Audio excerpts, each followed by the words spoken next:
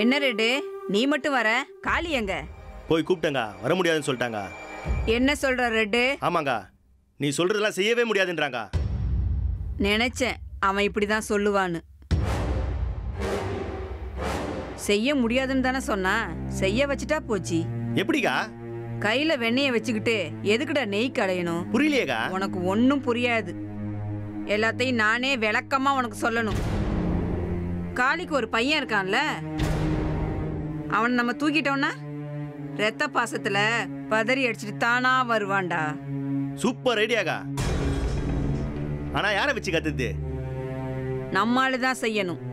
வேற எவன்கிட்ட சொன்னாலும் அது நடக்காது. சரிக்கா. எவனுக்கும் சந்தேகம் வராம பண்ணணும்டா. சரிக்கா, பண்ணிடுவோங்க. இந்தா, இதான் காளி பையனோட போட்டோ.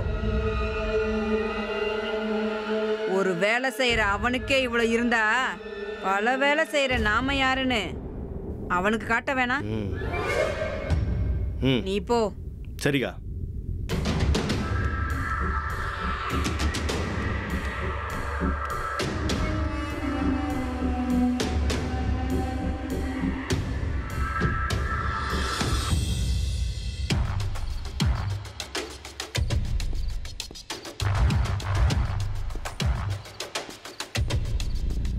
எதுக்கு என்ன வர சொன்ன? யோ, உங்ககிட்ட எத்தனை தடவை சொல்லிக்கிறேன், நீ இங்கே இருக்காத, எங்கேயாவது போயிடுன்னு. இப்போ என்னாச்சு தெரியுமா? என்னாச்சு? நீ உயிரோடு இருக்கிறது அந்த காமாட்சிக்கு தெரிஞ்சு போச்சு.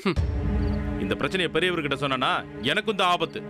அவங்களுக்கு பயந்துட்டு எங்கேயா போக சொல்ற? எங்க போனாலும் அங்க ஒருத்தன் இருப்பாயா? அங்க இருக்கிறவனுக்கு என்ன தெரியும், அங்க மட்டும் என்ன விட்டு வைப்பாங்களா? அதான் செத்தாலும் பரவாயில்லன்ட்டு இங்கேயே நான் உயிரோட இருக்கேன். எவ்வளவு பெரிய பிரச்சனையா இருந்தாலும் எதிர்த்து நிக்கணும். அவன் தான் என் வீரன். அட போயா, எவ்வளோ பெரிய வீரனா இருந்தாலும் தும்முனா கண்ண முடிதான் ஆகணும். அதை தெரிஞ்சுக்கோ. இப்போ என்ன பண்ண சொல்ற? இனிமே பண்றதுக்கு என்ன இருக்கு? நான் கொல்லாட்டியும் உன்னை இன்னொருத்தன் கொல்ல தான் போறான். கொல்லட்டியா?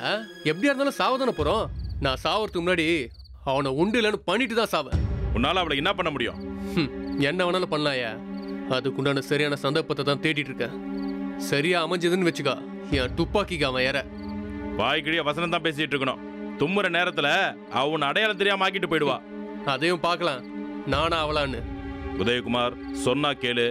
இப்போ ஒன்னும் கெட்டு போல. நான் ஒத்த ஆளு, எனக்கு குடும்பம் கிடையாது. உனக்கு குடும்பம் இருக்கு, நீ வாழணும்னு ஆசைப்படுற. அதுதான் நானும் சொல்றேன்.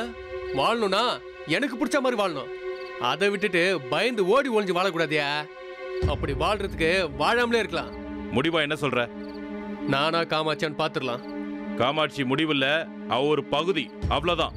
என்ன அவளுக்கு மேல பெரியவருன்ப? ஏன் அவருக்கு மேல யாரும் இல்லையா?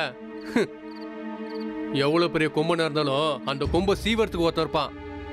அவனுக்கும் மேல ஒரு கொம்பா இருப்பான். நீ நடிச்சா நீ பெரிய ஆளு. அதே உன்னை திரும்பி எந்திரிக்க முடியாத அளவுக்கு நான் அடிச்சா நான் மட்டும்தான் பெரிய ஆளு. அப்படி ஒரு அடிய நான் அவளுக்கு கொடுக்க தான் போறேன். அதை மட்டும் நீ செஞ்சுட்ட, நான் உனக்கு அடிமை.